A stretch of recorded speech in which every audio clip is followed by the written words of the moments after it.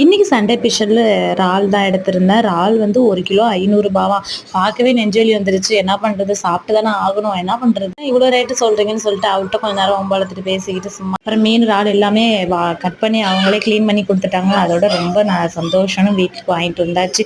அங்கேருந்து வந்து 10 நிமிஷம் கூட இல்லை, சீக்கிரமா செய்யு 2 பேரும் ஓவரா மிரட்டிட்டு இருந்தேன். சமைச்சுக்கிட்டே இருக்கிறப்ப நல்லா தான் இருப்பேன், டக்குன்னு பழைய நினைவுகள்லாம் போயிடும். யாராச்சும் சுத்த உட்கார வச்சு சாப்பாடு போட்டா தேவலாமேன்னு சொல்லிட்டு இன்னைக்கு ஃபுல்லாக அப்படிதான் ஒரு ஃபீல் ஆனிச்சு.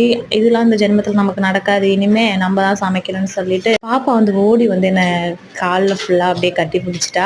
அப்படியே எனக்கு ஒரு ஃபீல் ஆயிடுச்சு. சே, என் பொண்ணு வந்து எனக்கு பின்னாடி காலத்தில் நல்லா சமைச்சு போடுவான்னு சொல்லிட்டு ஒரு நம்பிக்கை வந்துருச்சு. திரும்பி ஓடி வந்து ஒரே அடி அடிச்சுட்டு ஓடினா. என்னத்துக்கு அடிச்சாலும் தெரியல. குக்கரில் ஒரு டம்ளர் போட்டு சாப்பாடு வச்சுட்டு அப்புறம் ஆள் எல்லாமே ஃப்ரை பண்ணியாச்சு. ரசம் வந்து தக்காளி ரசம் தான் வச்சுருந்தேன். சரியான உப்பு போட்டு நிறைய உப்பு போட்டேன்.